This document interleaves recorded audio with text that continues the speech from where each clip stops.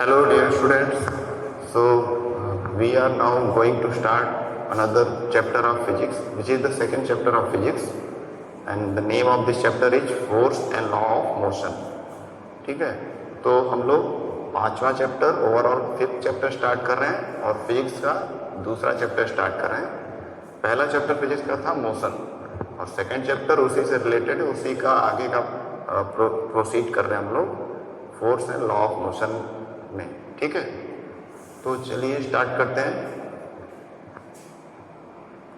तो जैसा कि आप लोग पिछले चैप्टर में मोशन वाले में पढ़े होंगे कि किसी ऑब्जेक्ट का जो पोजीशन होता है चेंज होता है समय के साथ, उसी को हम लोग मोशन बोलते हैं। और मोशन के बहुत सारे फॉर्म है, स्पीड, वेलोसिटी, मतलब किस रेट से कितने टाइम इंटरवल में कितना दूरी कोई ऑब्जेक्ट कितना डिस्टेंस ट्रेवल कर रहा है, कितनी दूरी चल रहा है, उसी को हम लोग मोशन बोलते हैं, है ना। लेकिन वो जो चैप्टर एंड हुआ उसमें बहुत सारे क्वेश्चन भी रह गए। वो क्वेश्चन क्या है कि ये मोशन होता क्या है। ठीक है, why does the speed of an object changes with time. किसी भी ऑब्जेक्ट का जो स्पीड है, कभी स्टार्टिंग बहुत तेज होती है, फिर बाद में वो स्लो हो जाता है ना। तो ये क्वेश्चन रह गया, ये ऐसा क्यों होता है। इस क्वेश्चन का आंसर हम लोग इस चैप्टर में पढ़ेंगे। आगे और भी क्वेश्चन हमारे माइंड में आ सकते हैं based on the previous chapter of the physics. Do all motion require a cause. ये जो मोशन होता है उसके पीछे कोई कारण है, अगर वो कारण क्या है, कॉज क्या है, तो उसको जानना है। If so what is the nature of this cause. अगर कोई कारण है सारे मोशन के पीछे, जो वेलोसिटी हो रही है, एक्सेलरेट हो रहा है कोई ऑब्जेक्ट, ठीक है, किसी ऑब्जेक्ट में मोशन हो रहा, तो उसके पीछे क्या कॉज है, क्या कारण है। क्या सब में एक ही जैसा कारण है कि डिफरेंट है। अगर कोई कारण है, कोई कॉज है, तो क्या है उसके बारे में जानना है। ठीक ना। तो इन सारे क्वेश्चन को हम लोग क्वेंच करेंगे। क्वेंच का मतलब होता है शांत करना। बहुत सारे हमारे माइंड में ऐसे क्वेश्चन उठेंगे तो अशांति फैली रहेगी, है ना। तो उसको सारे क्वेश्चन के जब हमको आंसर मिल जाएगा तो हम लोग सेटिस्फाई हो जाएंगे, वी गेट क्वेंच्ड। जो हमारी उत्सुकता है, हम लोग जो जानना चाह रहे हैं पिछले चैप्टर के बेसिस में कि ओवरऑल हम लोग मोशन तो पढ़ लिए, लेकिन मोशन होता क्यों है, क्यों ऑब्जेक्ट का स्पीड चेंज हो जाता है, स्लो हो जाता है या तेज हो जाता है, तो इनके पीछे क्या वजह है, ये सारा चीज हम लोग इस चैप्टर में पढ़ेंगे। For many centuries the problem of motion and causes has puzzled scientist. काफी सदियों तक, कई सौ सालों तक ये बहुत सारे साइंटिस्ट हैं, जो फिलोसफर्स हैं, जो अपना व्यू देते थे, उनके बीच में एक आश्चर्य, एक पजल, कंफ्यूजन का बात हमेशा बना रहता था उनके माइंड में कि ये मोशन आखिर है क्या, इसका कारण क्या है ना। Ball on the ground when given small hit does not move forever. एक बॉल है ग्राउंड पे, मान लीजिए, उसको हम लोग किक करते हैं तो वो हमेशा चलते नहीं जाता है, कुछ देर चलता है फिर रुक जाता है। तो आखिर ये हो क्या रहा है। तो इसके बारे में काफ़ी साइंटिस्ट जो पहले सदियों पहले रहे होंगे, कई सौ साल पहले, तो उनके मन में काफ़ी सवाल पनपते थे और किसी को आंसर नहीं मिल रहा था। तो इसलिए दे गेट पजल्ड। ठीक है, वो कंफ्यूज थे, बहुत ही आश्चर्यचकित रह जाते थे कि आखिर कारण क्या है इसके पीछे। Does not move forever, such observation suggest that rest is the natural state of an object. तो लेकिन जैसा कि एक एग्जाम्पल दिया गया, उस समय के लोग जैसे एक एग्जाम्पल के तौर पे समझे थे ओवरऑल कि कोई बॉल है, उसको किक किए या हिट किए, तो बॉल को किक कर दिए या हिट कर दिए तो थोड़ी देर बॉल ट्रेवल किया, उसके बाद रुक गया। तो इससे ओवरऑल उस समय के लोग जो साइंटिस्ट थे या फिलोसफर थे, उन्होंने एक कंक्लूजन निकाला, एक फाइनल डिसीजन दिया, एक कॉन्सेप्ट दिया कि rest is the natural state of an object. Rest मतलब स्थिर अवस्था, यानी कोई भी ऑब्जेक्ट मूव ना करे, एकदम स्थिर रहे। तो रेस्ट जो है, जो स्थिर अवस्था है, रुकी हुई अवस्था है, वो हर ऑब्जेक्ट का, कोई भी ऑब्जेक्ट जो है उसकी एक नेचुरल स्टेट है, एक प्राकृतिक स्टेट है, प्राकृतिक अवस्था है। ठीक ना। ओवरऑल उनका कहने का ये अर्थ था कि कोई चीज़ अगर रुकी हुई है या रुक जा रही है तो वो उसकी प्राकृतिक अवस्था है, इसमें हम लोग कुछ नहीं कर सकते हैं। ये बस उनका कॉन्सेप्ट था। ठीक है, तो इतना ही उन्होंने बताया था उस समय के साइंटिस्ट ने और फिलोसफर्स ने कि रेस्ट सभी का एक प्राकृतिक अवस्था है और सभी चीज़ें रुक जाती हैं। और क्या कॉज हो सकता है उन्होंने नहीं बताया। This remained the belief until Galileo Galilei and Isaac Newton developed an entirely different approach to understand the motion. ये कॉन्सेप्ट काफ़ी सालों तक चला, काफ़ी 100 सालों तक चला, जब तक कि गैलीलियो गैलीली और आइजैक न्यूटन ने एक नया कॉन्सेप्ट, एक नए नज़रिए से मोशन को नहीं समझाया। ठीक ना, जब ये साइंटिस्ट आए और इन्होंने इसके बारे में स्टडी किया, मोशन के बारे में, उसके पीछे के कॉज के बारे में बताया, तो सभी लोगों का जो कंफ्यूजन था वो दूर हुआ। और ये जो नेचुरल स्टेट बोला जा रहा है कि कोई भी चीज़ प्राकृतिक रूप से रुकना चाहती है, तो इसको भी उन्होंने कैंसिल आउट कर दिया इन दो साइंटिस्ट के कॉन्सेप्ट आने के बाद, इनकी थ्योरी आने के बाद। ठीक ना, अब यहाँ पे आप लोग पिक्चर देख रहे हैं कि एक लड़का है, वो ट्रॉली ले जा रहा है, कोई सामान की ट्रॉली, जैसे आप मॉल वगैरह में जानते हैं तो उसमें सामान रखते हैं, या फिर ये ट्रॉली एक ऐसा भी हो सकता है कि उसमें गार्बेज वगैरह है तो उसको भी कैरी करने के लिए पुश कर रहा है ना। और trolley moves along the direction we push it, trolley जो है उसी डायरेक्शन में मूव करेगी जिस डायरेक्शन में हम उसको पुश कर रहे हैं। ठीक है, कोई ऐसा सामान और भी हो सकता है। दूसरा है ड्रॉर, कोई ड्रॉर अलमारी है छोटा सा, इसमें बहुत सारे कंपार्टमेंट्स हैं, तो उसको खोलने, उसमें कुछ रखना है तो उसको हम लोग को पुल करना पड़ेगा, खींचना पड़ेगा, है ना। तो यहाँ पे एग्जाम्पल हम लोग देख रहे हैं पुश करने का, ट्रॉली को बच्चा है, जो लड़का है वो पुश कर रहा है, जबकि दूसरे केस में ड्रॉर के कंपार्टमेंट को ओपन करने के लिए, कुछ निकालने के लिए हमको उसको पुल करना पड़ रहा है, खींचना पड़ रहा है। नीचे का अगर हम लोग पिक्चर देखें तो यहाँ पर एक लड़की है, स्पोर्ट्स पर्सन है, वो क्या कर रही है कि हॉकी स्टिक से बॉल को हिट कर रही है। तो यहाँ बॉल एकदम रेस्ट कंडीशन में रुका हुआ है और ये हॉकी स्टिक को मूव कराई और हिट की तो बॉल डिस्प्लेस हो गया, अपनी जगह से हट गया, है ना। तो hockey stick hits the ball forward, तो हॉकी स्टिक से बॉल फॉरवर्ड डायरेक्शन में जाता है, जिस डायरेक्शन में हिट करेंगे उस तरफ बॉल मूव करेगा। तो इस तरह से हम लोग देखते हैं यहाँ पर जो यहाँ पर बॉय जो है वो पुश कर रहा है, पुशिंग प्रोसेस है, किसी चीज़ को धकेला जा रहा है, यहाँ पर किसी चीज़ को खींचा जा रहा है पुलिंग, और यहाँ पे हिटिंग, किसी चीज़ को हिट किया जा रहा है। तो ये चीज़ें दिख रही हैं।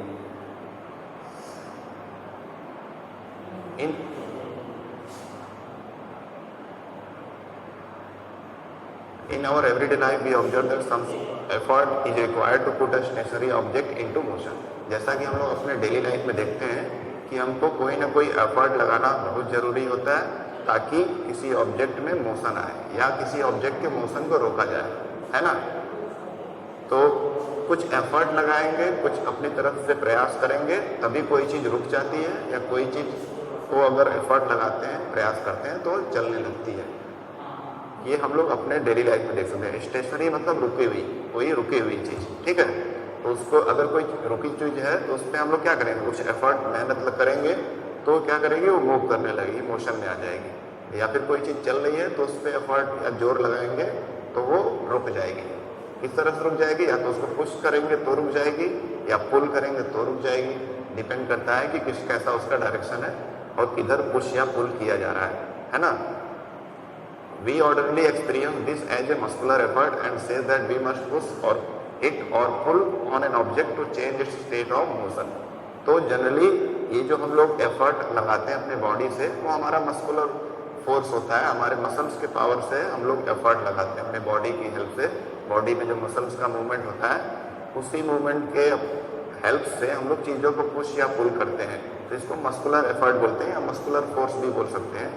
ये एक तरह का कांटेक्ट फोर्स है। कांटेक्ट फोर्स का मतलब क्या है कि जब कोई चीज़ कांटेक्ट में हो, जैसे बॉल को हिट करना है तो लेग, जो खिलाड़ी का लेग है, फुटबॉल को हिट करना है तो उस बॉल के कांटेक्ट में आएगा, तभी ये बॉल डिस्प्लेस हो जाएगी, दूर चली जाएगी, है ना। तो यहाँ पे बॉडी कांटेक्ट में आ रहा है, जिसको हिट करना है या पुश करना है या पुल करना है ना। तो इस तरह से ये कांटेक्ट फोर्स है। कांटेक्ट में आने पर, कांटेक्ट में एफर्ट लगाने पर ही चीज़ों में मोशन आ रहा है या उसके मोशन में चेंजेस आ रहे हैं। फिर उसके बाद हम लोग the concept of force is based on this push, hit और पुल। तो ओवरऑल ये जो फोर्स का कॉन्सेप्ट है, इसी पुश पुल या हिट पर है, यानी किसी चीज़ को हिट किया जा रहा है, मारा जा रहा है, या फिर किसी चीज़ को धकेला जा रहा है, पुश किया जा रहा है, या फिर किसी चीज़ को खींचा जा रहा है। ओवरऑल इन तीनों प्रोसेस में या तीनों जो ये क्रियाएं हैं इसी पर फोर्स बेस्ड है, ठीक है। या हम लोग कह सकते हैं कि ये तीनों चीज़ें ही फोर्स को हम अटेम्प्ट करने में हेल्प करती हैं। अल्टीमेटली ये फोर्स ही है, ये फोर्स का फॉर्म है। Force can be applied by doing such activities इधर पुशिंग, हिटिंग और pulling. Let us now ponder about force. Ponder का मतलब चलिए जांच पड़ताल करते हैं, जानते हैं आखिर ये फोर्स है क्या, है ना। तो चलिए इसको चेक करते हैं, व्हाट इज फोर्स। ओवरऑल तो हम लोग क्लास 8 में पहले ही पढ़ चुके हैं कि फोर्स क्या है, फिर भी एक रिवीजन ही हो रहा है स्टार्टिंग में। व्हाट इज इट, फोर्स है क्या। In fact no one has seen, tested और फेल्ड फोर्स। फोर्स जो है वो कोई वस्तु नहीं है कि जिसको कोई फेल किया हो या टेस्ट किया हो, स्वाद लिया उसका या स्वाद लिया हो, है ना। तो उससे क्या होता है, उससे क्या होता है बच्चों कि ये एक तरह का मतलब ऑब्जेक्ट तो नहीं है, एक एफर्ट है, जैसा हम लोग बोले प्रयास है ना। प्रयास करने से, अलग अलग एक्टिविटी करने से फोर्स हमको दिखता है, उसका रिजल्टेंट जो कंक्लूजन होता है या रिजल्ट होता है वो हम लोग देख पाते हैं। Actually it is not an object, so we can't see it और टेस्ट इट और felt it, but we can see the result of this, ठीक है। ये कोई वस्तु नहीं है, इसको ना देख सकते हैं, ना सुन सकते हैं, ना टेस्ट कर सकते हैं, लेकिन इसके प्रभाव को हम लोग किसी प्रक्रिया में देख सकते हैं। जैसे कि हाउएवर वी ऑलवेज सी और feel the effect of force. Force के इफेक्ट को हम लोग देख सकते हैं, और वो इफेक्ट को कैसे देखते हैं, जैसे यहाँ दिया हुआ है, it can only be explain by the describing what happens when a force is applied to an object. It can only be explained by describing what happens when a force is applied to an object. ये तभी explain किया जा सकता है जब किसी चीज पर फोर्स अप्लाई हुआ हो, किसी ऑब्जेक्ट पर, किसी वस्तु पर लगा हो। जैसे कि पुशिंग, किसी चीज को धकेला जा रहा है, हिटिंग, किसी चीज को मारा जा रहा है, पीटा जा रहा है, मतलब किक कर रहे हैं मान लीजिए, एंड पुलिंग, किसी चीज को खींचा जा रहा है। जब इस तरह की कोई क्रिया होगी, कोई प्रोसेस हम लोग करेंगे, तो ऑब्जेक्ट में क्या होगा, चेंजेस आएगा, ठीक है ना। उसके पोजीशन में चेंजेस आएगा टाइम के according, with respect to time. That's why उसमें क्या क्रिएट हो जाएगा, मोशन, ठीक है ना। जब किसी चीज ऑब्जेक्ट के पोजीशन में चेंज होता है टाइम के अकॉर्डिंगली, तो उसको हम लोग मोशन बोलते हैं। तो इन तीनों प्रक्रिया को कर हम लोग ऐसा ऑब्जर्व कर सकते हैं, देख सकते हैं कि ऑब्जेक्ट में मोशन आ रहा है या उसके मोशन में चेंजेस हो रहे हैं। They move because we make a force act on them. जो ऑब्जेक्ट पे हम लोग जब ये तीनों प्रक्रिया करते हैं, पुशिंग, हिटिंग या पुलिंग, तो वो ऑब्जेक्ट मूव करेंगे, और फिर हम लोग इजीली ऑब्जर्व कर सकते हैं कि ये ऑब्जेक्ट अपना पोजीशन चेंज किया है, मोशन में आया है। तो जब पोजीशन चेंज हुआ किसी चीज़ का या मोशन में कोई ऑब्जेक्ट आया, that ultimately means that force has been applied on it, and the resultant we are watching it clearly. From your studies in earlier classes, जैसा कि आप लोग को मैंने पहले बताया था कि क्लास 8 में हम लोग पढ़ चुके हैं already. You are also familiar with the fact that force is can be use to change the magnitude of velocity of an object, that is to make the object move faster और slower. तो हम लोग पिछले class में पढ़े हैं कि force की वजह से या फोर्स अप्लाई करने से हम लोग क्या देखते हैं कि किसी ऑब्जेक्ट का जो मैग्नीट्यूड है, वेलोसिटी या स्पीड, उसको चेंज कर सकते हैं। यानी जितना वैल्यू है वेलोसिटी का, उसको ज़्यादा या कम कर सकते हैं। कोई चीज़ बहुत तेज चल रही है, फास्ट मूव कर रही है, तो फोर्स लगाकर उसको स्लो किया जा सकता है, या फिर कोई चीज़ बहुत स्लो चल रही है तो उस पर फोर्स लगा करके उसको फास्ट किया जा सकता है, उसके वेलोसिटी या स्पीड को।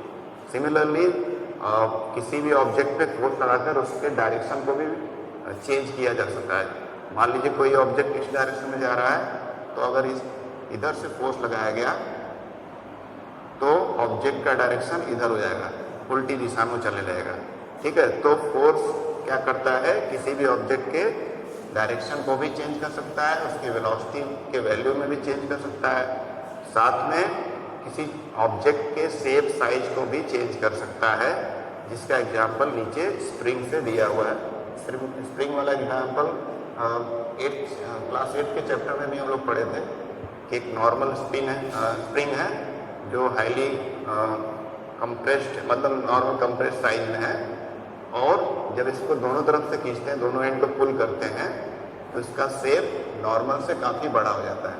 लेकिन जैसे इसको छोड़ेंगे तो वापस ये अपने ओरिजिनल पोजीशन में आ जाता है। लेकिन जब ये पुलिंग हम लोग बहुत ज़्यादा कर देंगे तो क्या होगा कि इसका शेप परमानेंटली चेंज हो जाएगा और ये ओरिजिनल स्टेट में नहीं जा पाएगा। और एक लिमिटेड एक्सटेंट तक अगर इसको खींचेंगे, पुल करेंगे, देन छोड़ने पर इसको वापस रिट्रैक्ट हो जाएगा, वापस अपने ओरिजिनल पोजीशन में आ जाएगा। ठीक, तो ओवरऑल देख रहे हैं कि पुलिंग करने से, खींचने से इस ऑब्जेक्ट का शेप चेंज हो रहा है। इससे क्लियर हो रहा है कि फोर्स अप्लाई करने पर ऑब्जेक्ट का शेप चेंज होता है, शेप एंड साइज दोनों चेंज होता है। जैसा दूसरा एग्जाम्पल दिया है इसी कॉन्सेप्ट को समझाने के लिए, एक बॉल है, बॉल रबर बॉल है मान लीजिए, फ्लेक्सिबल रबर बॉल, तो उसको दोनों हाथों से पुश किया जा रहा था। पिछले केस में पुल किया जा रहा था, खींचा जा रहा था स्प्रिंग को, यहाँ पर दबाया जा रहा है दोनों हाथों से। तो क्या हो गया, बॉल जो सर्कुलर था या स्फेरिकल था वो अब थोड़ा सा कंप्रेस हो गया और ओवल शेप का हो गया, कह सकते हैं अंडे आकार का हो गया, उसको दबाया गया तो इसका बॉल का शेप क्या हो गया, चेंज हो गया बाई पुशिंग द ऑब्जेक्ट। तो यहाँ पर जो पुशिंग पुलिंग का जो एग्जाम्पल हम लोगों ने देखा, एक तरह का फोर्स अप्लाई हो रहा है जिससे ऑब्जेक्ट्स के शेप एंड साइज में चेंजेस हम लोग को नजर आ रहे हैं। Now we are moving to the next page and the next topic is balanced and unbalanced forces. Balanced and unbalanced forces, ये भी हम लोग टॉपिक क्लास 8 में पढ़ चुके हैं ऑलरेडी, तो फिर से एक बार रिवाइज कर लेते हैं। Balance force and unbalanced force. Balance मतलब संतुलित बल और अनबैलेंस मतलब असंतुलित बल। जैसा कि बैलेंस का आप सिंपल सा मतलब समझ सकते हैं कि जब दो तरफ से चीज़ें बराबर हो उसको बैलेंस बोलते हैं, और अनबैलेंस मतलब एक तरफ कोई चीज़ ज़्यादा हो और दूसरी तरफ कम हो। जैसे कि एक एग्जाम्पल दिया, उसके थ्रू समझते हैं हम लोग तो ज़्यादा बेटर समझ में आएगा। जैसे ये टेबल दिख रहा है आपको, तो इस टेबल पे एक वुडन ब्लॉक रखा है, लकड़ी का टुकड़ा है, स्क्वायर शेप या रेक्टेंगुलर शेप का है, कह सकते हैं क्यूबॉइड शेप का है या क्यूब शेप का है, और इसको दो धागों से बांधा गया है टाइटली। एक एक्स नाम का कोई धागा है, रस्सी है, और एक वाई नाम का, और टेबल पर एकदम फ्लैट सरफेस पर रखा गया है और दोनों धागों से खींचा जा रहा है। ठीक ना, कोई एक्स धागे को खींच रहा है कोई व्यक्ति और कोई वाई। तो होगा क्या, अगर एक्स जो फोर्स लगा रहा है मान लेते हैं, वो मान लेते हैं कोई नंबर में 10 है, 10 फोर्स लगा रहा है कुछ, और यहाँ भी मान लेते हैं वाई धागा जो खींच रहा है वो भी जो फोर्स लगा रहा है 10, ऐसे कोई नंबर मान लेते हैं। तो दोनों नंबर हम लोग देख रहे हैं बराबर है, और जब बराबर मात्रा में बराबर अमाउंट ऑफ फोर्स लगेगा, इक्वल अमाउंट ऑफ फोर्स या equal magnitude of force, then there will be no change in the position of the object. ठीक ना, जब इक्वल फोर्स लग रहा है दोनों साइड से तो ऑब्जेक्ट एकदम हिलेगा नहीं, एक भी सेंटीमीटर या मिलीमीटर, और अपने उसी ओरिजिनल पोजीशन में बना रहेगा। ठीक, तो ये क्या कंडीशन जो बन रहा है, ये है बैलेंस फोर्स का कंडीशन। बैलेंस फोर्स है ना, बैलेंस फोर्स का मतलब है किसी ऑब्जेक्ट पे दो अलग डायरेक्शन में इक्वल अमाउंट ऑफ फोर्स लग रहा है, और जब इक्वल अमाउंट ऑफ फोर्स लगेगा तो क्या होगा, ऑब्जेक्ट जरा भी मूव नहीं करेगा, उसमें कोई भी मोशन क्रिएट नहीं होगा, वो जहाँ पे ऑब्जेक्ट है वहीं पे रहेगा। ठीक, अब उसके बाद ये तो हो गया बैलेंस फोर्स की बात। अब आते हैं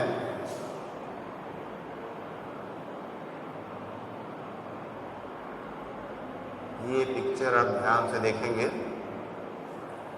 ये यहाँ पर वुडन बॉक्स है, एक लकड़ी का मान लीजिए कोई बॉक्स है बड़ा सा, और इसको दो बच्चे जो है पुश कर रहे हैं। ठीक है, अब यहाँ पे दो एरो दिख रहे हैं, एक अपर एरो है, अपर एरो का मतलब ये इस डायरेक्शन में पुश कर रहे हैं, यानी फोर्स हमारा इस डायरेक्शन में लगा रहे हैं।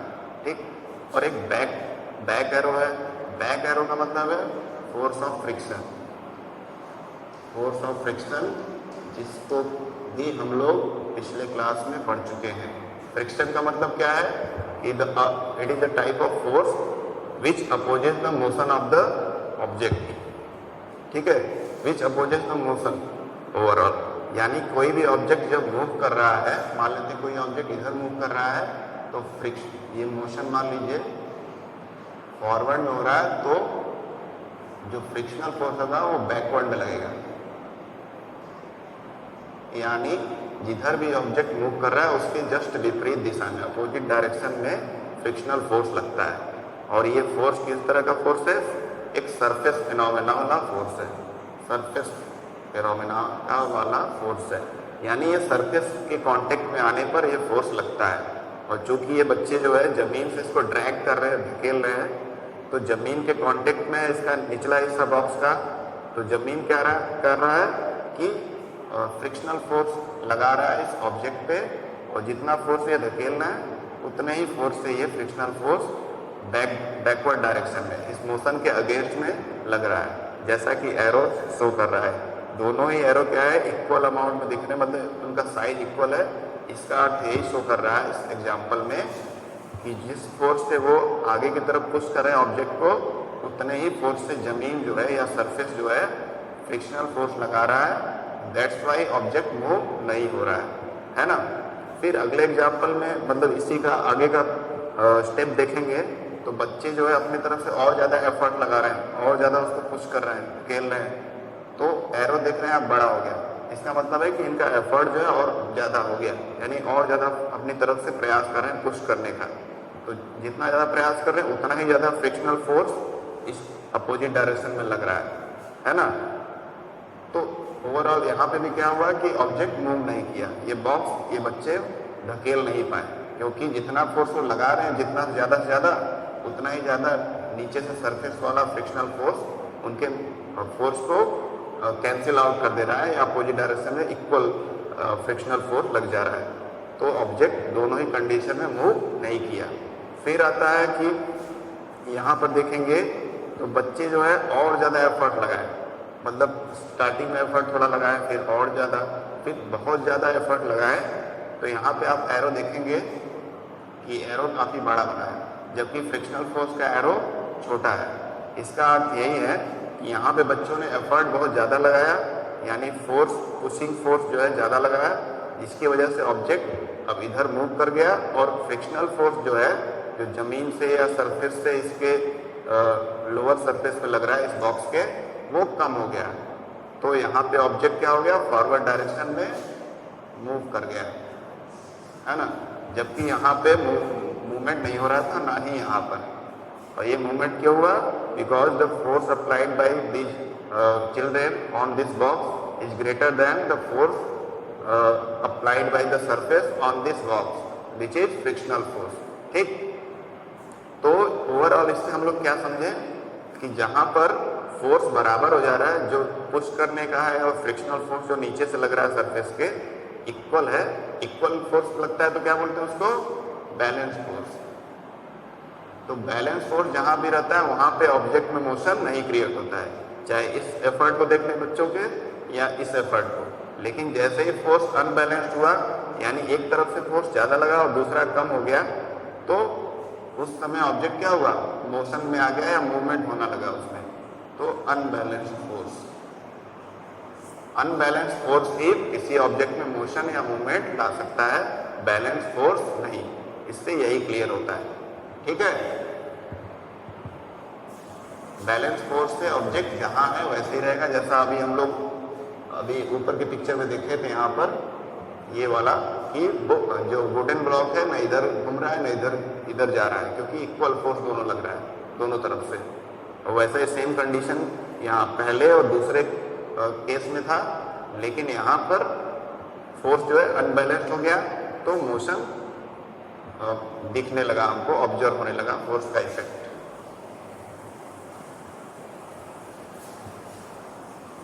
अब चलते हैं नेक्स्ट पेज पर, देखते हैं वहाँ क्या समझना है।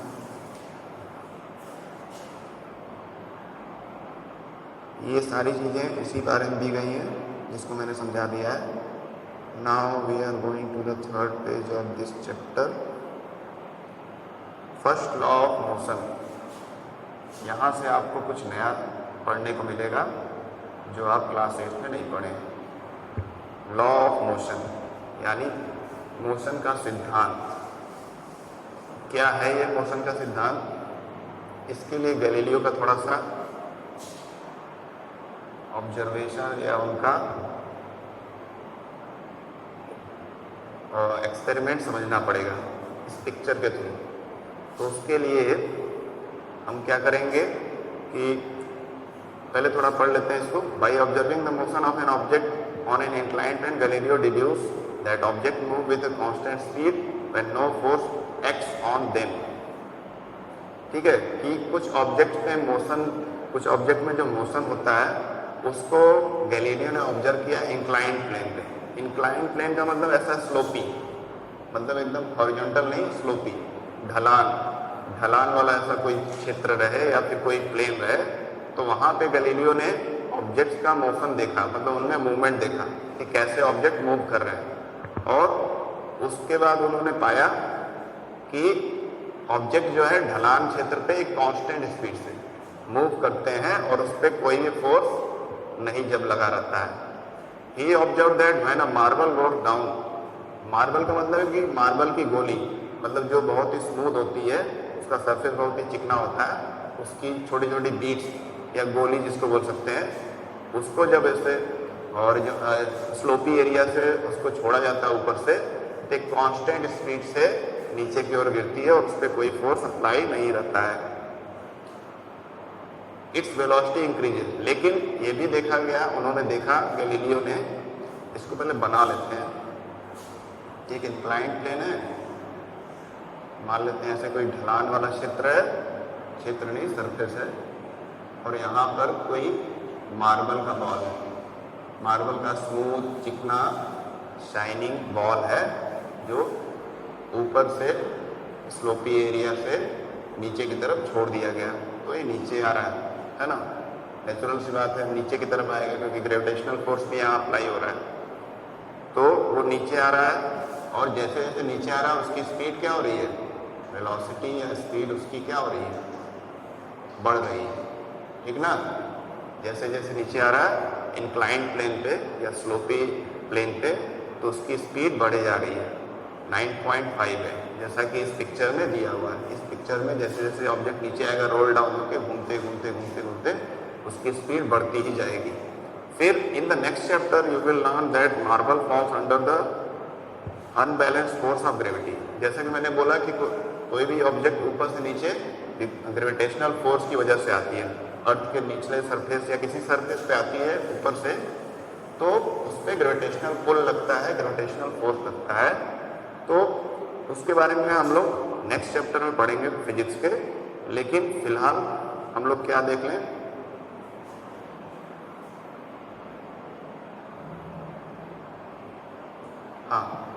Because of the gravitational force it rolls down and attains a definite velocity by the time it reaches the bottom. तो जब तक बॉटम में नीचे आती है बॉल, यहाँ तक ऊपर से एक कांस्टेंट वेलोसिटी, एक पार्टिकुलर वेलोसिटी वो अटेन कर लेती है, मतलब एक निश्चित गति से वो नीचे चलने लगती है। Its velocity decreases when it climb up as shown in figure 9.5b। 9.5b picture देखें हम लोग अगर सेकंड वाला, तो जब ऊपर से नीचे बॉल आ रहा है तो ग्रेविटेशनल फोर्स लग रहा है, तो जो नीचे की ओर ऑब्जेक्ट को पुल कर रहा है। दैट्स वाई इसका स्पीड जो है ऑब्जेक्ट का वो भी बहुत तेजी से बढ़ रहा है। स्पीड या वेलोसिटी हम लोग जो कहें, वेलोसिटी क्यों बोलेंगे क्योंकि ये पार्टिकुलर डायरेक्शन में आ रहा है ऑब्जेक्ट, और स्पीड बोलेंगे जहाँ पे डायरेक्शन हम लोग नहीं लेते हैं। ठीक है, तो यहाँ एक पार्टिकुलर डायरेक्शन में ऑब्जेक्ट आ रहा है, तो यहाँ velocity term is more suitable than speed. तो इसकी वेलोसिटी बढ़ते जाएगी because of the gravitational pull. लेकिन सेकेंड पिक्चर में जैसा दिया गया है कि मान लीजिए कि यहाँ पे स्लोपी या इंक्लाइंड प्लेन है, उसके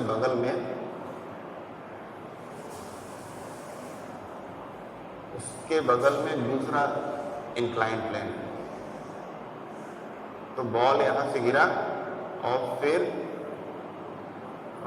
एकदम पास में ये इंक्लाइंड प्लेन मान लेते हैं, जैसा कि गैलीलियो ने एक्सपेरिमेंट किया था और उसका कंक्लूजन समझाया था हमको। तो यहाँ पे बॉल आया, फिर यहाँ से बॉल यहाँ ऊपर की तरफ जाएगा, ठीक, थोड़ा ऊपर तक जाएगा, लेकिन वो जो उसका वेलोसिटी होगा यहाँ से यहाँ आने में काफ़ी कम हो जाता है, काफ़ी तेज रहता है। लेकिन जब यहाँ से यहाँ जाता है नीचे से ऊपर की तरफ, तो वेलोसिटी बहुत ही कम हो जाता है, यानी डिक्रीज हो जाता है, उसकी गति या वेग जो है वो कम हो जाती है ना, क्योंकि वो अगेंस्ट द ग्रेविटी जा रहा है। और ग्रेविटेशनल फोर्स क्या कर रहा है, चीज़ों को नीचे खींचता है, तो उस पर ग्रेविटेशनल फोर्स भी लग रहा है। दैट्स वाई जब ऊपर की तरफ बॉल जाने लगेगा तो उसकी वेलोसिटी काफ़ी हद तक कम हो जाएगी। फिर हम लोग कहाँ थे, एक मिनट, हाँ, फिर यहाँ पर आया फिगर 9.53 और थर्ड पिक्चर अभी हम लोग देखेंगे। So the marble resting on an ideal frictionless plane inclined on both side. 9.53 का अगर पिक्चर आप लोग देखेंगे तो एक मिनट,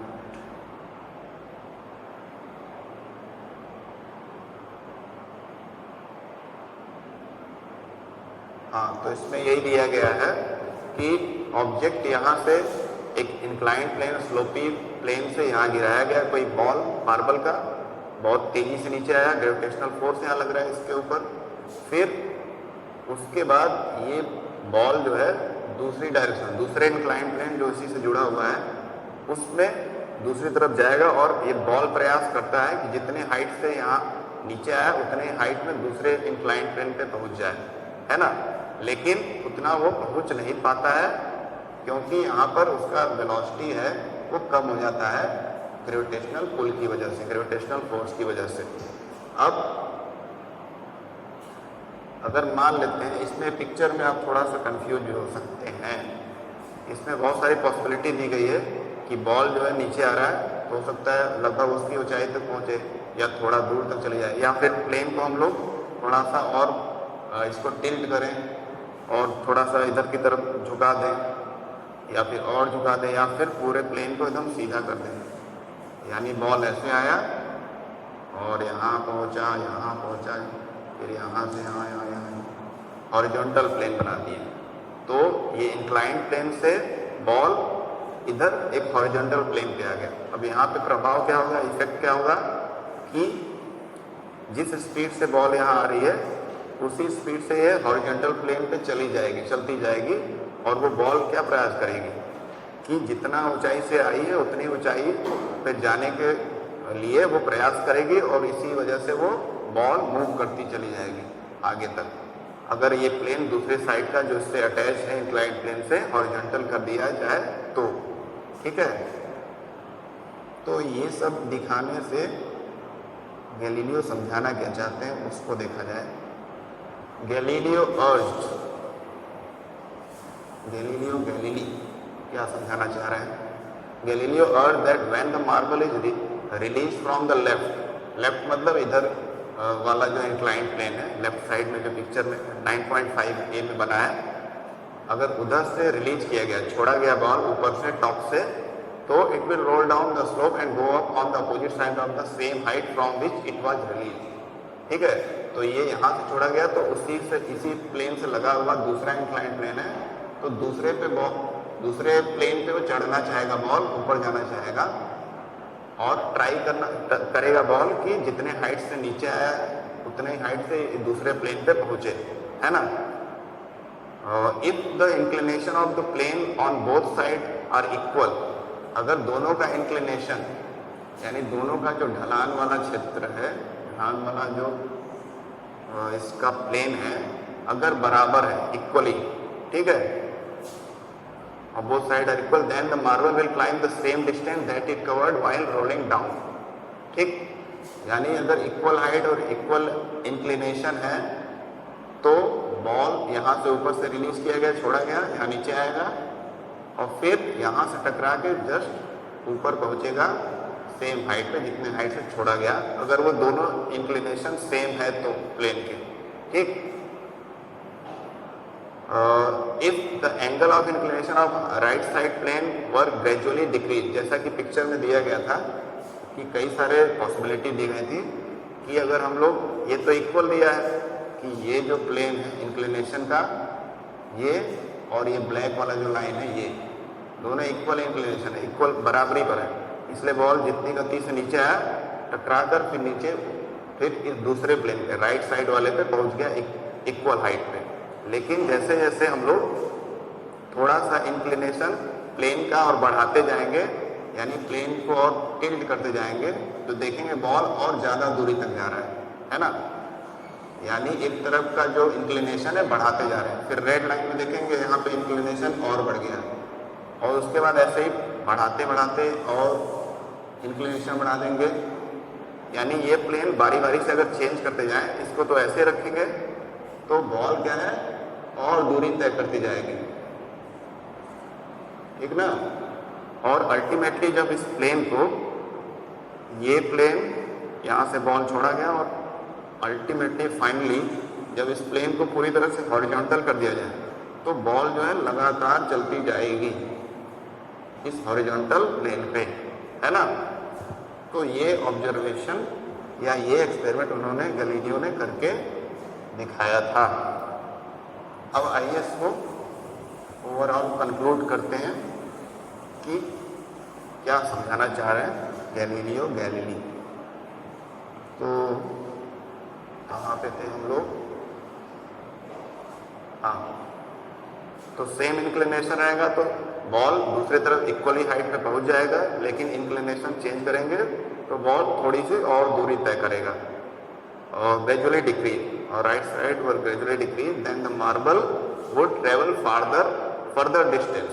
जितना ज़्यादा इंक्लिनेशन हम लोग बढ़ा देंगे, इसका लेफ्ट साइड का तो इक्वल वही रखेंगे, लेकिन इसका अगर बढ़ा दें फिर और केस में, अगले केस में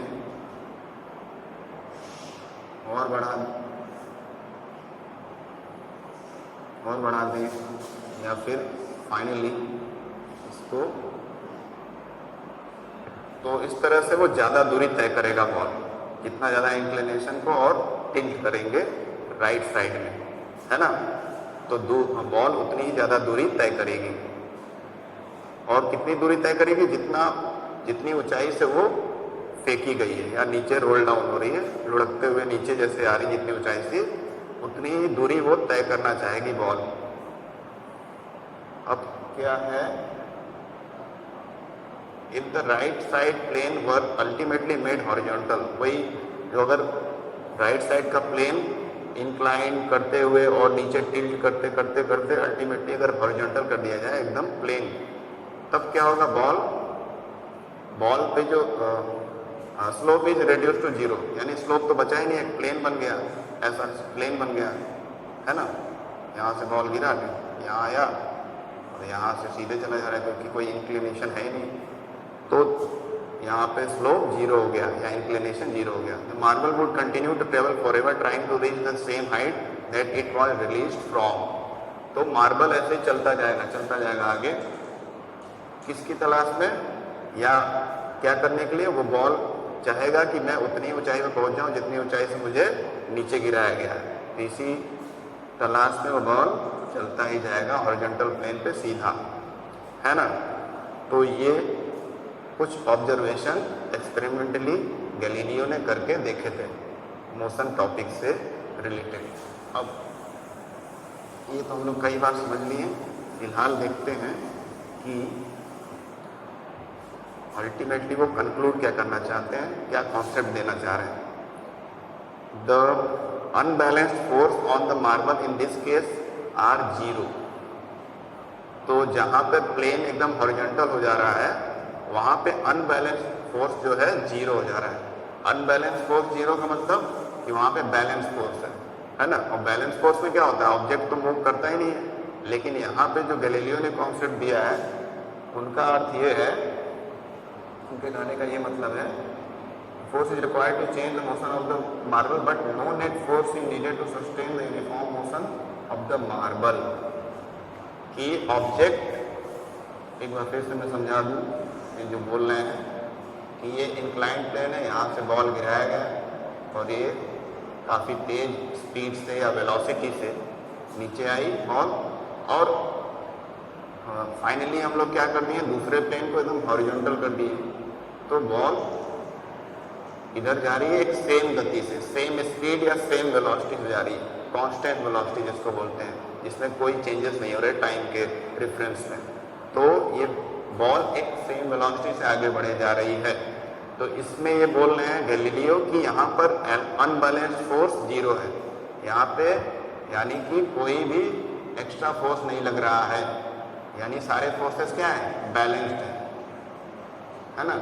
ये जो बॉल एक ही वेलोसिटी से आगे बढ़े जा रही है हॉरिजॉन्टल प्लेन में, यहाँ पर क्या है कि सारे फोर्सेस बैलेंस्ड हो गए हैं। और जैसा कि भी हम लोग पीछे पढ़ रहे थे रिवीजन वाले टॉपिक्स में कि बैलेंस फोर्स जहाँ होता है वहाँ पे ऑब्जेक्ट में मोशन क्रिएट नहीं होता है, यानी ऑब्जेक्ट मूव नहीं करता है। लेकिन गैलीलियो ने बोला कि जहाँ पे सारे अनबैलेंस फोर्स हो, मतलब नहीं हो, और कोई ऑब्जेक्ट एक निश्चित वेलोसिटी से, एक फिक्स कांस्टेंट वेलोसिटी से अगर मूव कर रही है, उसमें कोई चेंजेस नहीं हो रहे हैं, तो उसको हम लोग क्या बोलेंगे, तो उस कंडीशन को हम लोग बोलेंगे कि वहाँ पे कोई भी फोर्स नहीं लगा है। और कोई भी फोर्स नहीं लगा है का इसका मतलब है कि वहाँ पे बैलेंस फोर्स है। तो ये गैलीलियो का थोड़ा सा जो बोले हैं प्रैक्टिकली इम्पॉसिबल है, जिसके बारे में आगे लिखा हुआ है इसी बुक में। क्योंकि प्रैक्टिकली हम लोग जैसा देखते हैं कि अगर बैलेंस फोर्स हो जाता है तो ऑब्जेक्ट में कोई मोशन नहीं होता है, जबकि गैलीलियो बोल रहे हैं कि बैलेंस फोर्स है, इसी वजह से बॉल एक सेम वेलोसिटी से हॉरिजॉन्टल प्लेन पे चले जा रही है। This is because the presence of frictional force acting opposite to the direction of motion. और यहाँ पे फ्रिक्शनल फोर्स का भी रोल आ रहा है कि जो बॉल आगे बढ़ रहा है, आगे जो बॉल बढ़े जा रहा है, तो वो सरफेस के कांटेक्ट में, तो सरफेस के कांटेक्ट में तो नीचे से फ्रिक्शनल फोर्स भी लग रहा है जो बॉल की गति को रोकने का प्रयास कर रहा है, और वो उतनी गति से बढ़ भी रही है, यानी दोनों का वेलोसिटी जो है सेम है। जितनी फोर्स से या जितने वेलोसिटी से वो बढ़ रहा है, उतने ही फोर्स से ये सरफेस उसको रोक रहा है। तो दोनों फोर्स बैलेंस है और एक कांस्टेंट वेलोसिटी से मूव कर रहा है। इसमें यहाँ पे आप देखिए, यहाँ लिखा है thus in practice marble stop after travelling some distance. अगर हम लोग इसको करें, इस एक्सपेरिमेंट को जो गैलीलियो ने किया है, तो देखेंगे कि मार्बल कुछ दूर चलने के बाद रुक जाता है। क्यों रुक जाता है? क्योंकि उसमें फ्रिक्शनल फोर्स लगता है उसके सरफेस पे। ठीक, जिस सरफेस पे वो ट्रेवल कर रहा है, उस सरफेस और उस मार्बल के बॉल के सरफेस के बीच में फ्रिक्शनल फोर्स होता है, जिसकी वजह से उसकी स्पीड या वेलोसिटी धीरे धीरे कम होती जाती है। The effect of frictional force may be minimized by using smooth marble और स्मूथ प्लेन और lubricant on the top of the. और हम लोग पिछले चैप्टर में पढ़े हैं कि फ्रिक्शनल फोर्स, जो फ्रिक्शनल फोर्स लगता है सरफेस पे, उसको कम करने के लिए हम लोग बहुत सारे मेथड अप्लाई कर सकते हैं कि सरफेस जो रहे उसको ज़्यादा स्मूथ कर दें। जितना स्मूथ करेंगे उसमें मोशन उतना ही तेज़ी से होगा, है ना। और साथ में क्या कर सकते हैं, मशीन के पार्ट्स होते हैं उसमें लुब्रिकेंट, जैसे साइकिल वगैरह में ग्रीज या मशीन ऑयल वगैरह डालते हैं, जिससे साइकिल के जो पार्ट्स होते हैं वो इजीली मूव करते हैं फ्रिक्शन लेस होकर। फ्रिक्शन लेस तो नहीं कर सकते, यानी उसमें फ्रिक्शन बहुत ही कम हो जाता है। और मशीन के सारे पार्ट्स, चाहे कोई मशीन हो या बाइक हो या साइकिल हो, ईजिली मूव करते हैं। ठीक है, तो लुब्रिकेंट, मशीन ऑयल, स्मूथनेस, ये सब चीज़ें करके हम लोग क्या कर सकते हैं, फ्रिक्शन को कम कर सकते हैं। ये वाला पॉइंट में एक बार फिर समझा दूँ। In practical situation it is difficult to achieve a zero unbalance force. जैसा कि गैलीलियो ने बताया कि वहाँ पे बैलेंस फोर्स है, मतलब जीरो अनबैलेंस फोर्स का मतलब है कि वहाँ बैलेंस फोर्स है, और बैलेंस फोर्स की वजह से बॉल हॉरिजॉन्टल प्लेन पे एक समान वेलोसिटी से, एक इक्वल वेलोसिटी से, कांस्टेंट वेलोसिटी से मूव कर रहा है। जबकि हम लोग जैसा पढ़े हैं कि प्रैक्टिकली देखते हैं कि बैलेंस फोर्स में ऑब्जेक्ट मूव ही नहीं करता है। तो वही यहाँ लिखा है कि प्रैक्टिकली ये पॉसिबल नहीं है कि बैलेंस फोर्स भी हो और कोई ऑब्जेक्ट एक यूनिफॉर्म मोशन से चले, कांस्टेंट मोशन से या कांस्टेंट वेलोसिटी से चले। तो ये इनका समझाना था गैलीलियो गैलीली का। अब आगे बढ़ते हैं। न्यूटन फर्दर स्टडीड, हाँ, तो गैलीलियो ने तो अपना काम कर दिया, मोशन के बारे में लाइफ टाइम तक काफ़ी सारा स्टडी और रिसर्च किए और काफ़ी सारे बुक्स पे लिखे, वो आगे हम लोग पढ़ेंगे। फिर आगे क्या है, Newton further studied Galileo's ideas on force and motion and presented 3 fundamental laws that govern the motion of an object. तो गैलीलियो का जो वर्क है उसके बारे में काफ़ी स्टडी किया न्यूटन ने, और उनके स्टडी और उनके एक्सपेरिमेंट के बारे में पढ़ने के बाद न्यूटन ने 3 फंडामेंटल लॉ दिए मोशन के 3 बेसिक सिद्धांत दिए। हेलो, ठीक है। This 3 laws are known as Newton's law of motion. The first law of motion is stated as, तो 3 लॉ ऑफ मोशन न्यूटन ने दिए। किस बेसिस पे? गैलीलियो के सारे जो एक्सपेरिमेंट हैं उनके आइडियाज़ को समझकर, उनको स्टडी करके, फिर उसके बाद इन्होंने 3 लॉज दिए। पहला जो लॉ है न्यूटन का, या पहला सिद्धांत है कि मोशन क्या होता है। An object remains in a state of rest or of uniform motion in a straight line unless compelled to change that state by an applied force. कोई ऑब्जेक्ट जो है वो इन स्टेट, या तो वो रेस्ट में मतलब रुकी हुई अवस्था में स्थिर है, और ऑफ यूनिफॉर्म मोशन, या तो एक यूनिफॉर्म मोशन में चल रही है, मतलब एक समान गति से चल रही है, उसमें गति में या उसके मोशन में कोई चेंजेस नहीं आ रही है, एक ही मोशन के रेट से चल रहा है, एक स्ट्रेट लाइन में, सीधी लाइन में चल रहा है, या फिर चल रहा है unless compelled to a change, जब तक कि उस पर कोई जबरदस्ती, कंपेल्ड मतलब होता है, कह सकते हैं कि उस पर जबरदस्ती कोई फोर्स न लगाया जाए, यानी बीच में कोई इंटरफियर कर रहा है। कोई ऑब्जेक्ट है वो अपने आप नॉर्मल स्पीड से चल रहा है, या तो रुका हुआ है या तो नॉर्मल स्पीड से चल रहा है, जब तक कि उस पर कोई बाहरी फोर्स लगा करके उसके स्टेट में चेंज ना ला दे। तो यही है न्यूटन का फर्स्ट लॉ ऑफ मोशन। और इसको और टर्म वाइज समझ लें तो ज़्यादा अच्छा रहेगा। ओवरऑल इसका कहने का मतलब यही है कि कोई ऑब्जेक्ट अगर रुका हुआ है, रेस्ट में है, तो रेस्ट में ही रहेगा, और कोई ऑब्जेक्ट अगर एक समान गति से चल रहा है, किसी भी वेलोसिटी से चल रहा है, कांस्टेंट वेलोसिटी से, तो उसी वेलोसिटी से चलेगा जब तक कि अनलेस उस पर कोई बाहरी फोर्स न लगाया जाए, पुल करके, पुश करके या हिट करके, ताकि उसमें चेंजेस आ जाए, है ना। तो ये होता है, हर ऑब्जेक्ट अपना चाहता है कि वो रेस्ट में रहे या जिस मोशन में चल रहा है उसी में चलता जाए, और तब तक वैसा रहेगा जब तक कि बाहर से उस पर कोई फोर्स लगाया न जाए। अब उसी को दूसरे शब्दों में समझ लीजिए, ज़्यादा इजी वर्ड्स में। In other words, all object register change in their state of motion in a qualitative way. The tendency of an undisturbed object to stay at rest or to keep moving with the same velocity is called inertia. ठीक है, इसका अर्थ ये है कि सभी जो object हैं अपने में जो चेंज आता है, खुद में जो चेंज होता है उसको रोकते हैं, रेजिस्ट करते हैं। ठीक है, हर ऑब्जेक्ट चाहता है कि मैं अनचेंज रहूं, ऐसा ही रहूं, ठीक, तो वही रजिस्ट करते हैं देयर स्टेट ऑफ मोशन है। या फिर अगर वो मोशन में है तो चाहते नहीं कि उनके मोशन को कोई डिस्टर्ब करे। कोई गाड़ी चल रही है नॉर्मल स्पीड से, तो आप जैसे गाड़ी चला रहे हैं, आप चाहेंगे कि अच्छे, क्या कर सकते हैं, कांस्टेंट वेलोसिटी से आप गाड़ी चलाते जाएं, है ना, कोई डिस्टर्ब ना करे। लेकिन क्या होता है, बीच में आ जाता है ट्रैफिक या कोई और कारण आ जाता है, जिसकी वजह से हमको स्पीड या तो स्लो करनी पड़ती है, या खाली है, क्राउड नहीं है, तो स्पीड बढ़ा देते हैं। एक कांस्टेंट वेलोसिटी हम लोग मेंटेन नहीं कर पाते हैं। तो वहाँ पे क्या रोल आ रहा है कि कोई फोर्स हम लोग को लगाना पड़ रहा है, जिसकी वजह से हमारा मोशन जो है कांस्टेंट नहीं रह पा रहा है, और हमको लगातार उसमें चेंजेस करने पड़ रहे हैं। In a qualitative way, the tendency of undisturbed object to stay at rest or to keep moving with the same velocity is called inertia. Qualitatively अगर सोचा जाए या देखा जाए तो कोई जो किसी ऑब्जेक्ट का टेंडेंसी है, यानी उसकी जो अपनी एक क्षमता है कि वो अनडिस्टर्ब रहे और रेस्ट में रहे, एकदम स्थिर रहे, और उस पर और उसको कोई डिस्टर्ब ना करे, या तो एकदम चलती जाए एक समान गति से, वेलोसिटी से, जिसको क्या बोलते हैं, इनर्शिया। ठीक है ना। इसको दूसरे शब्दों में बोला जाए तो an object is always trying to be at rest or in a constant velocity until there is a force applied on it to change its state। and this tendency of keeping its velocity constant or keeping it at rest is known as inertia. inertia वो शब्द है, शब्द से बताया गया वो चीज है जिसका मतलब है कि कोई ऑब्जेक्ट का जो क्षमता है अपने आप को रोके रखे या अपने आप को एक समान गति से मूव कराए, उस क्षमता को क्या बोलते हैं? इनर्शिया, ठीक ना। या जिसको हिंदी में जड़त्व बोलते हैं।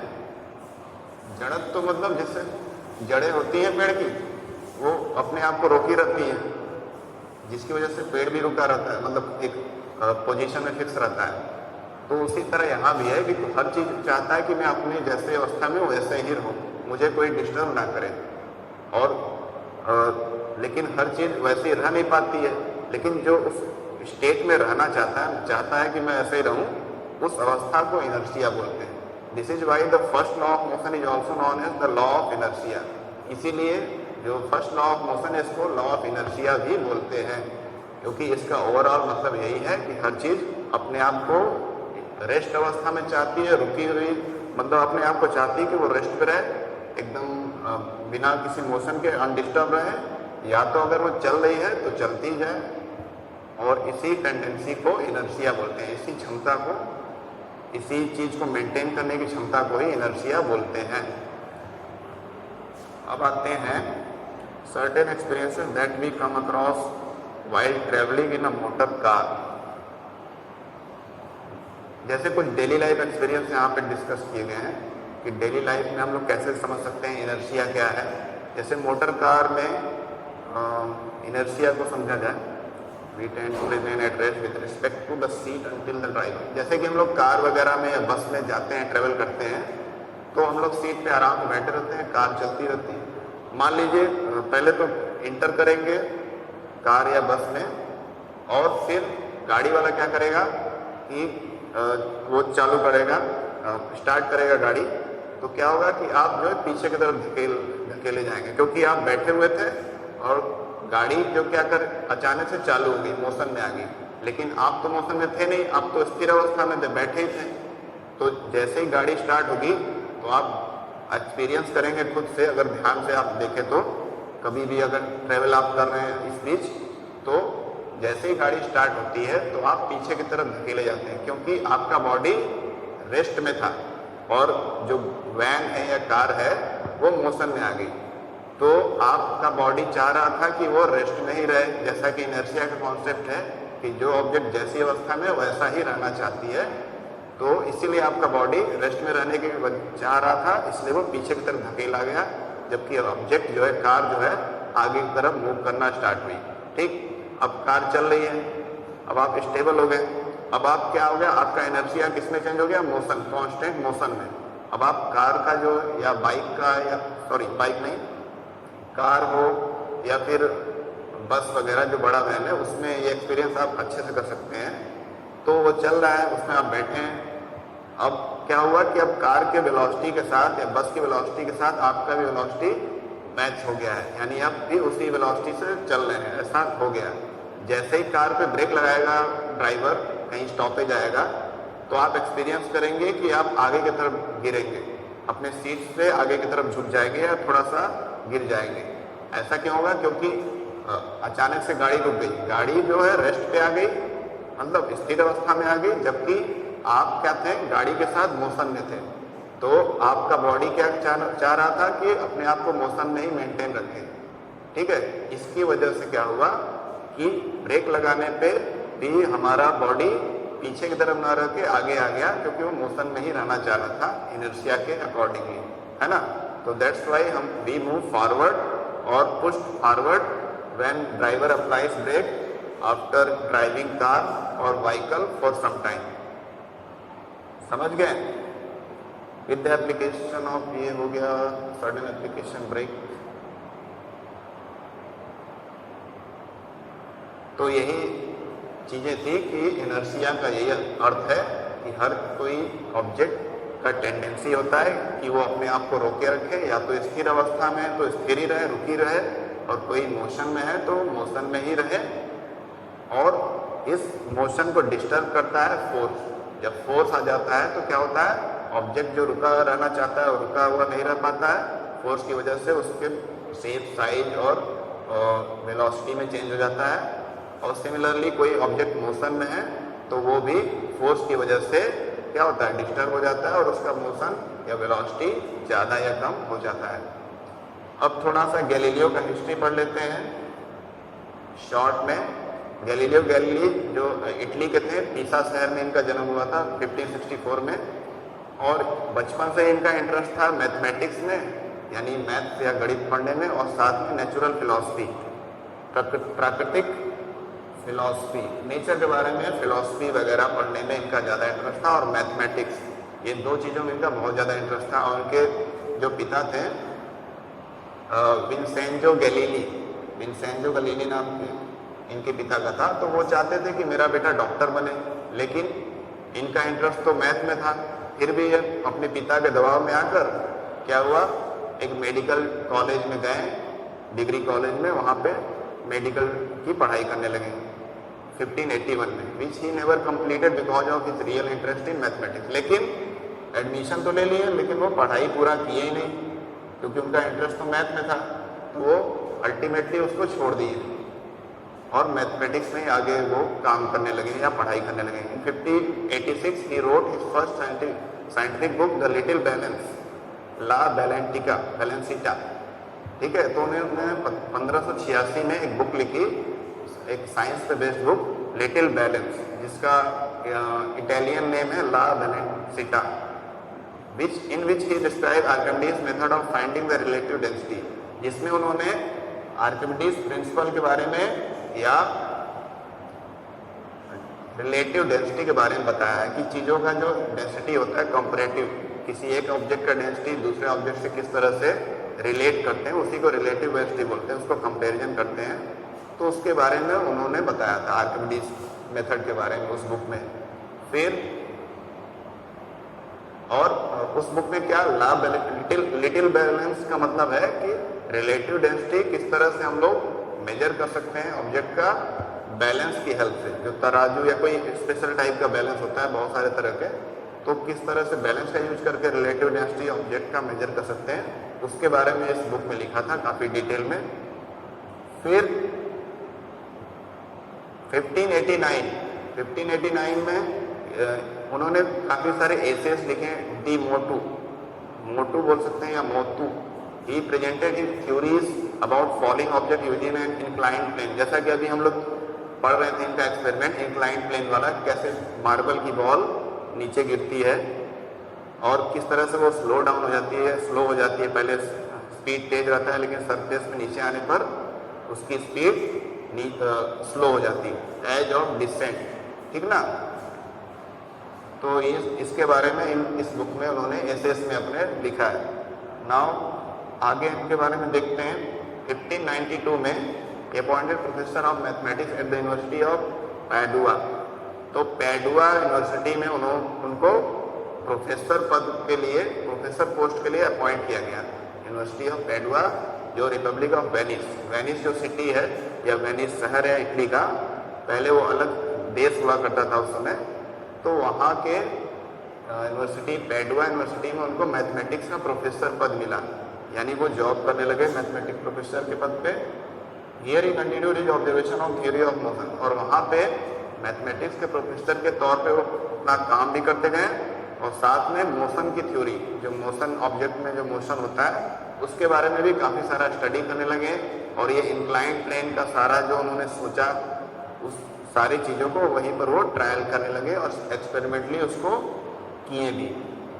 फिर उसके अलावा उन्होंने काफ़ी सारे कमेंडेबल वर्क किए हैं, बहुत ज़्यादा अप्रिशिएबल वर्क किए हैं, जैसे पेंडुलम का मोशन हो गया, ऑसिलेटरी मोशन, उसके बारे में भी इन्होंने ही बताया। Formulated the correct law of uniformly accelerated object that the distance of the object moves in a proportional to the square of the time taken। जो पेंडुलम का मोशन क्लास 7 में मैंने बताया था कि time period of pendulum is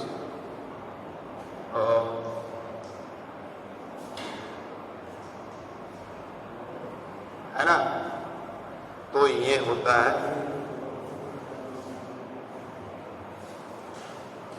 pendulum का जो time period होता है वो square root of the inversely proportional to square root of the radius of that thread, ठीक ना, तो उसके बराबर होता है। तो इन सब के बारे में उन्होंने काफ़ी चीज़ें बताई, पेंडुलम के मोशन, ऑसिलेटरी मोशन के बारे में। गैलीलियो वाज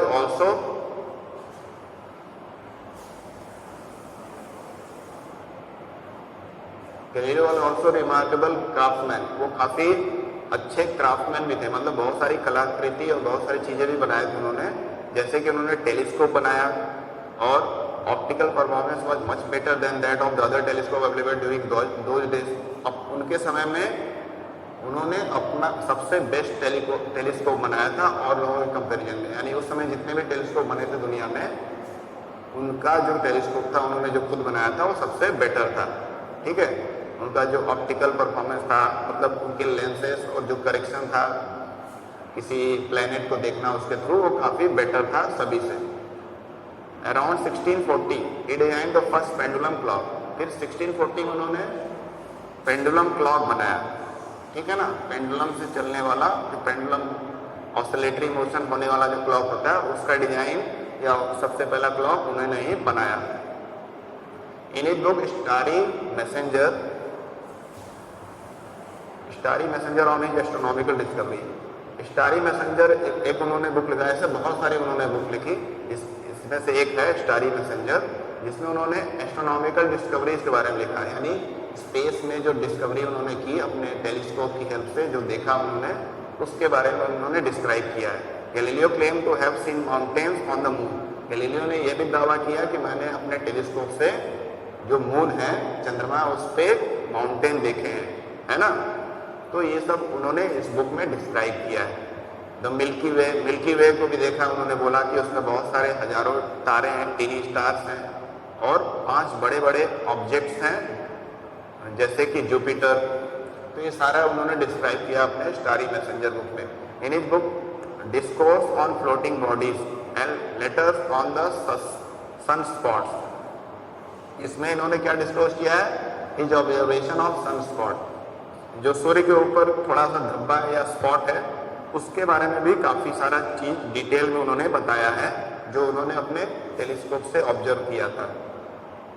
क्योंकि उस समय स्पेस क्राफ्ट या इस तरह की चीज़ें नहीं बनी थी कि कोई स्पेस में जा सके, तो सारा वो चीज़ें उन्होंने टेलीस्कोप से जो ऑब्जर्व किया था उसके बेसिस पे अपने बुक्स में लिखा है। Using his own telescope and through his observation on Saturn and Venus, अपने टेलीस्कोप से यूज करके और सैटर्न, शनि ग्रह और वीनस जो प्लैनेट है, इन सब पे ऑब्जर्वेशन देख करके अपने टेलीस्कोप से उन्होंने क्या बताया कि all planet must orbit the sun and not the earth. उस समय के लोगों का मानना था कि सारे जो ग्रह हैं वो पृथ्वी का चक्कर काटते हैं, ठीक है, उसके चारों तरफ घूम रहे हैं, लेकिन इन्होंने अपने टेलीस्कोप की हेल्प से ऑब्जर्व करके बताया कि नहीं, सारे ग्रह जो है सन का चक्कर काटते हैं, अर्थ का चक्कर नहीं काटते हैं।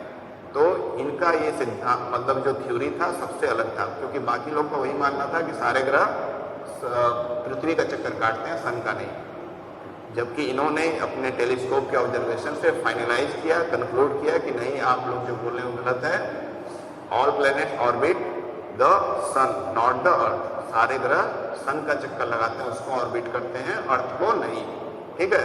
तो ये थोड़ा सा यूनिक था उनकी थ्योरी, और काफ़ी क्षेत्रों में उन्होंने बहुत सारा काम किया था, मतलब वो मल्टी टैलेंटेड थे और हर फील्ड में उनको महारत हासिल थी। तो यहाँ पर देखिए वही कंटिन्यू थोड़ा सा मैं कर देता हूँ कि कार जो चल रही है, तो आप बैठे हैं, अचानक जब ब्रेक लगाएगा ड्राइवर, तो आप आगे की तरफ आ जाएंगे, क्योंकि आप गाड़ी के साथ मोशन में थे, स्टेट ऑफ मोशन, ठीक है ना। इनर्शिया आपका क्या हो रहा था कि आप मोशन नहीं रहे, लेकिन जैसे ही ब्रेक लगाया तो आप आगे की तरफ गिर गए, और क्योंकि आप मोशन नहीं रहना चाह रहे थे, इसमें आप आगे की तरफ गिर गए गाड़ी के रुकने के बावजूद, है ना, क्योंकि आप state of motion of inertia में थे, कि आप मोशन नहीं रहना चाह रहे थे, लेकिन फोर्स की वजह से थोड़ा सा आगे गिर के फिर रुक गए, है ना। तो वही इसमें बता रहा है कि safety belt are worn to prevent such accident, इसलिए सेफ्टी बेल्ट वगैरह पहनना चाहिए, क्योंकि ब्रेक लगाएंगे तो हल्का सा सेफ्टी बेल्ट पहने रहेंगे तो हल्का सा मूवमेंट होगा बॉडी में आगे की तरफ, लेकिन अगर सेफ्टी बेल्ट नहीं पहने रहेंगे कार वगैरह में तो आप आगे की तरफ गिर जाएंगे, आपको चोट लग सकती है, एक्सीडेंट हो सकता है, मौत भी हो सकती है। इसलिए सेफ्टी बेल्ट लगाना जरूरी है। Safety belt exert a force on our body to make the forward motion slower. Safety belt से क्या होता है कि हम अगर ब्रेक लगाता है ड्राइवर तो हम लोग क्या है आगे की तरफ गिरते तो हैं लेकिन बहुत ही स्लोली, वो हमारे मोशन को कंट्रोल कर लेता है। जो बहुत तेजी से गिरेंगे तो स्लो कर देता है ना। An opposite experience is encountered when we are standing in a bus and the bus begins to move suddenly. ऐसा इसके विपरीत अपोजिट क्या होता है कि हम लोग बस में खड़े, मान लीजिए बैठने का जगह नहीं है तो बस में ऐसे होल्ड करके खड़े हुए हैं कुछ पकड़ करके, तो अचानक गाड़ी चलना शुरू होगा तो अब क्या होंगे, सडनली अगर गाड़ी स्टार्ट हो गया, now we tend to fall back, हम लोग पीछे की तरफ हो जाएंगे। पीछे की तरफ क्यों हो जाएंगे, क्योंकि हम लोग इनर्शिया ऑफ रेस्ट में थे ना, हम लोग रेस्ट में रहना चाह रहे थे, हम लोग चाह रहे थे कि ऐसे पकड़े ऐसे रहे, लेकिन जैसे गाड़ी आगे हुई हम लोग पीछे की तरफ होंगे। क्यों होंगे, क्योंकि गाड़ी तो मोशन में आ गई लेकिन हम लोग रेस्ट में रहना चाह रहे थे, इसलिए हम लोग पीछे ही चले गए कुछ देर के लिए। लेकिन फिर फोर्स जो लगा गाड़ी का, उसके बाद कुछ समय बाद हम लोग उसी के मोशन में आ गए। अब जब ब्रेक लगेगा, जब गाड़ी चलते हुए आगे ब्रेक लगेगा तो हम लोग मोशन में आ गए थे, ब्रेक लगाने तो हम लोग आगे की तरफ चले रहे थे, मतलब गाड़ी जब चल रही थी तो, और जैसे ही ब्रेक लगाए तो फिर गाड़ी तो रुकी, हम लोग आगे की तरफ झुक जाएंगे, क्योंकि हम लोग भी मोशन ऑफ इनर्शिया में आ गए थे, है ना, मोशन में ही रहना चाह रहे थे, लेकिन फोर्स की वजह से मोशन में थोड़ा देर रहे, बाद में फिर से रेस्ट में आ गए। तो इस तरह से प्रोसेस होता है इनर्शिया का, और इसी के बारे में गैलीलियो गैलीली ने समझाया था। तो इसीलिए बोला जाता है कि इनर्शिया जो कॉन्सेप्ट है वो गैलीलियो गैलीली ने दिया है, उन्होंने ही ये क्लियर बताया था अपने मार्बल बॉल के एक्सपेरिमेंट से। This is because the sudden start of the bus bring motion to the bus as well as to our feet in contact with the floor of the bus. जैसे गाड़ी चालू होती है तो motion में आ जाती है गाड़ी, और हमारे पैर भी मोशन में आ जाते हैं, लेकिन हमारा जो बाकी हिस्सा है वो रेस्ट में रहना चाहता है, एकदम वैसे ही सीधा, इसलिए हम लोग पीछे की तरफ हो जाते हैं जब गाड़ी स्टार्ट होती है, ठीक है, क्योंकि हम लोग मोशन को अपोज करते हैं, ठीक ना। क्योंकि इनर्शिया का मतलब क्या है कि हम रुके हैं तो रुके ही रहना चाहते हैं, और चलते हैं तो चलते ही रहना चाहते हैं, कोई डिस्टर्ब ना करे। और डिस्टर्ब करने के लिए कौन आ जाता है, एक फोर्स, जैसे ब्रेक लगना, गाड़ी का अचानक स्टार्ट होना एक फोर्स है, गाड़ी का अचानक रुक जाना एक फोर्स है, ठीक